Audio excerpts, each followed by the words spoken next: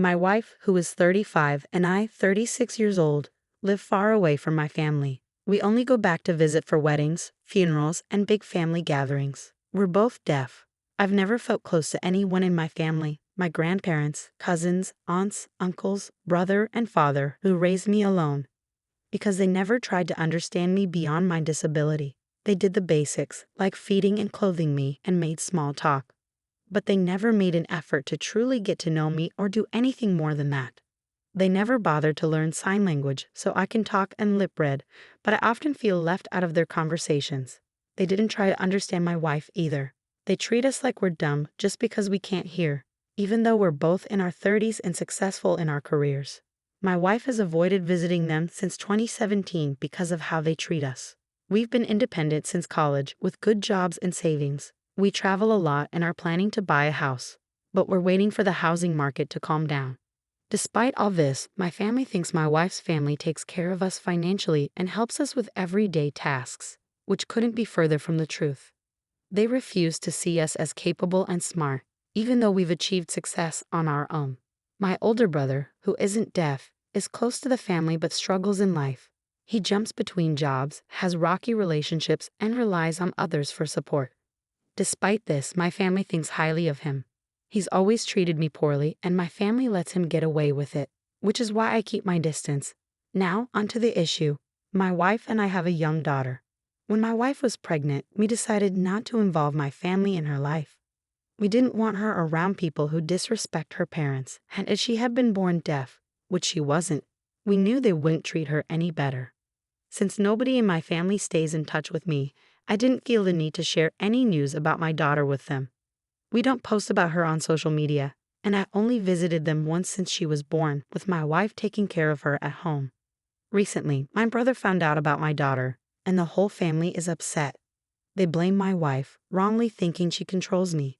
They accuse me of depriving my daughter of a supportive family. Maybe they have a point, but I'm starting to question if it was selfish of us to keep her away from a big family with cousins her age just because we have our own issues with them.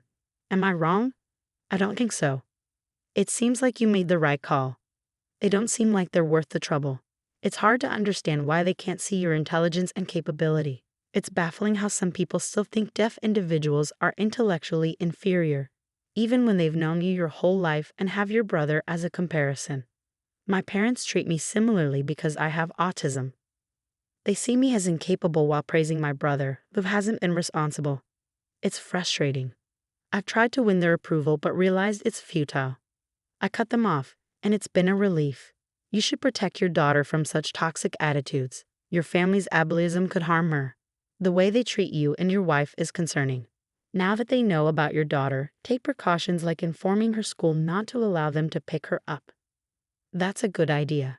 Consulting with a lawyer to prepare for any potential involvement from CPS and ensuring no one releases your daughter to them could be crucial. Their belief that they could raise her better and their doubts about your ability to care for yourselves are concerning. Your lives speak for themselves, and it would be ironic if they tried to take legal action only to have their misconceptions exposed. However, it's essential to document everything and get your affairs in order. On a different note, I was married to my ex-wife for 9 years. We were high school sweethearts and had 2 children together. Then she unexpectedly became pregnant again. We thought we were done having kids, so I had a vasectomy to prevent further pregnancies. When I found out I couldn't have gotten her pregnant, she admitted to having an affair but didn't want our marriage to end. I made it clear to her that I couldn't stay with her after she betrayed me, and I wouldn't raise a child that wasn't mine.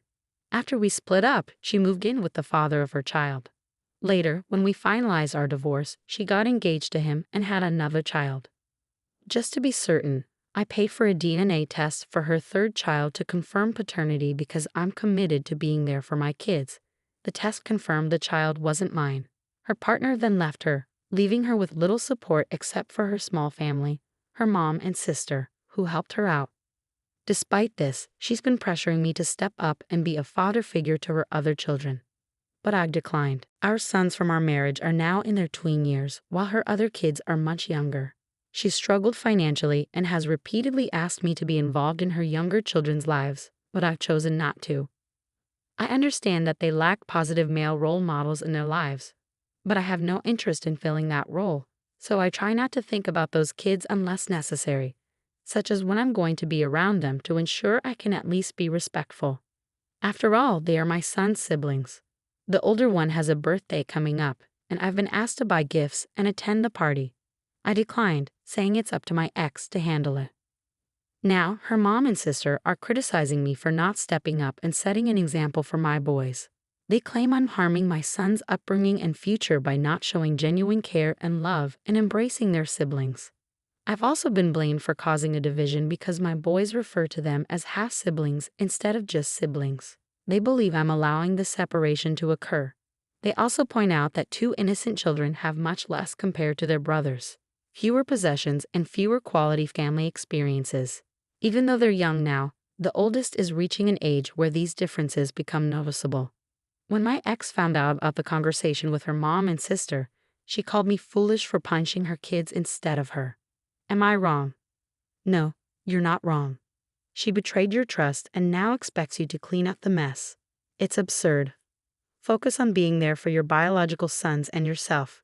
She's responsible for her own actions. When your kids are older, you can explain the situation and why things seem unequal for their siblings. Right now, you're doing a great job as a father to your own kids. Instead of blaming you, they should be holding the actual father accountable for child support. It's frustrating how cheaters expect the person they betrayed to support their affair children. It's like wanting to have your cake and eat it too. The money spent on kids who aren't yours could be used for your own children. It's unfortunate for the younger kids who were innocent in all of this. But their mothers should have thought about that before cheating. On a different note, my husband and I are expecting a baby, and we plan to move to my home country for cheaper healthcare costs. I've been letting my husband's mother be involved in our pregnancy to help ease the distance for her. She asked about throwing a gender reveal party. But where I'm from, that's not really a tradition. Plus, I'm uncomfortable with the idea, especially knowing that some of his family members have preferences for boys. So I politely declined her offer. If she wanted, she could simply have a larger baby shower. She didn't seem to understand, but it didn't bother me. Then, last Thursday, we went to the doctor. My husband was working, so it was just my mother-in-law and me. When the doctor asked if I wanted to know the baby's gender, I said yes. But my mother-in-law interrupted and insisted on putting it in an envelope for the gender reveal. I declined again and asked the doctor to tell us. My mother-in-law became impatient, saying it wouldn't hurt to let her have this one thing. I explained that we could have a bigger baby shower instead, but I was firm about not doing a gender reveal. She left the appointment in tears.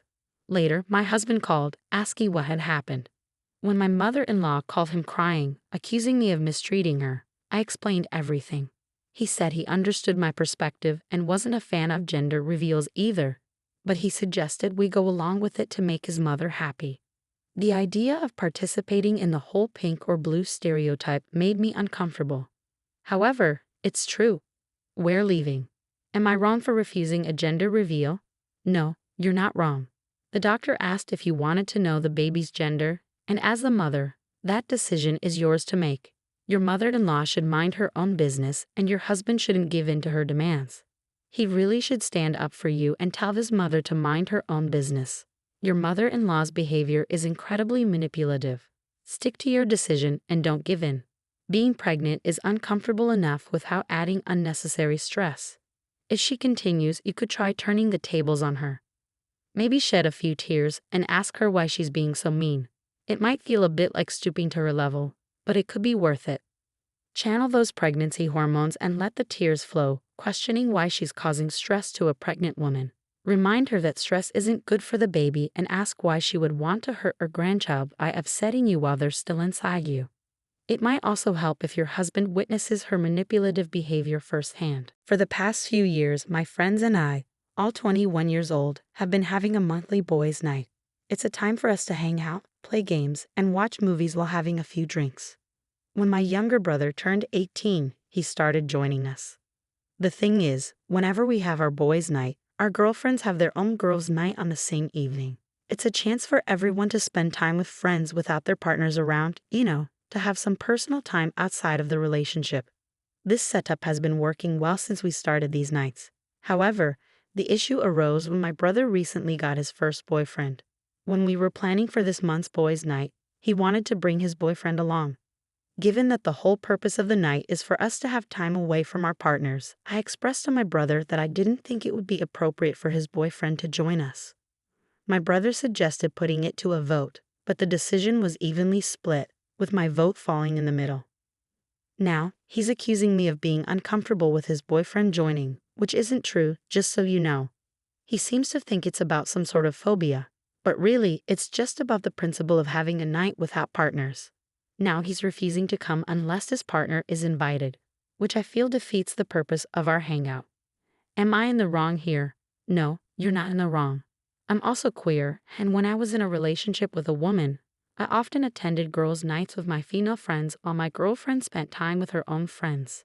As you mentioned, it's crucial to maintain separate social lives within a relationship and have some time apart from your partner, regardless of their gender. You might be overlooking something here. Where does your brother's partner fit into your friend group?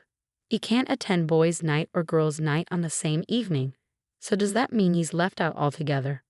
I understand both of your viewpoints, but it seems like your brother's partner and any future partners will be excluded from friend gatherings when they're divided by gender like this. The issue lies with the concept of boys' night itself.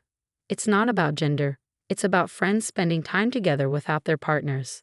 Splitting the group by gender works when everyone is straight, but it's not inclusive when anyone isn't. You're choosing to leave your partners out, but your brother wants his partner included. Your reasoning implies either you want to avoid your brother's partner, or you believe your brother needs time away from his partner, neither of which you should decide. Imagine if your brother started dating someone from these boys' nights. Would one of them have to stop coming?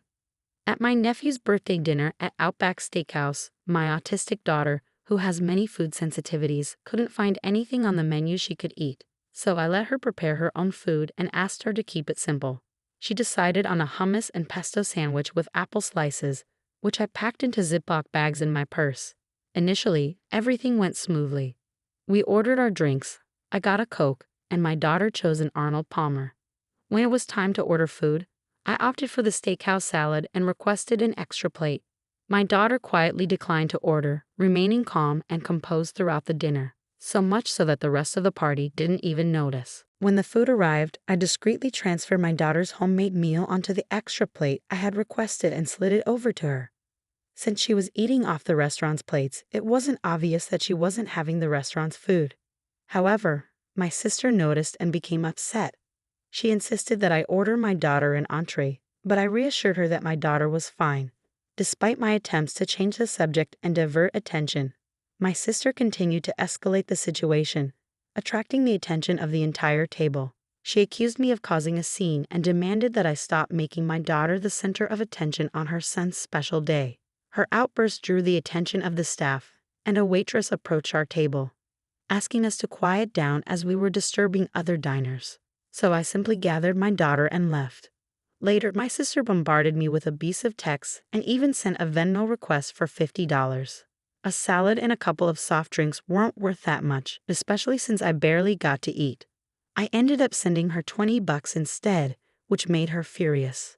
My brother chimed in, saying my sister was tired of dealing with my daughter's issues. He acknowledged that she overreacted, but he believed I should have left my daughter at home, as she couldn't handle being in a restaurant. However, in my opinion, my daughter handled the situation well. She didn't cause a scene and didn't eat the restaurant's food. So why couldn't everyone just enjoy their meals and ignore what my daughter was eating? You're definitely not in the wrong here. It wasn't a scene until your sister made it one, and her reaction seems excessive. You did nothing to steal the spotlight from your nephew. Your sister's reaction was entirely her own doing. You and your daughter found a discreet way for her to participate in a family outing, which deserves praise. If the restaurant had no issue with you bringing outside food, I don't see why your sister reacted the way she did. Bravo to you for handling the situation so well, Mom. However, your sister's behavior seems more about her desire for control and putting on a show rather than focusing on her son's special day. It's concerning that your daughter and nephew were exposed to such toxicity, regardless of their ages. In this situation, everyone seems to have acted inappropriately. I'm curious if there's more to the story. Your sister's reaction seems overly dramatic. Is your nephew often overshadowed at family gatherings? Was your invitation pressured by your family? Do your parents equally divide their attention between both kids? It's possible that your sister's outburst stems from deeper family dynamics that you may not be aware of. A calm and mature discussion could shed light on the underlying issues.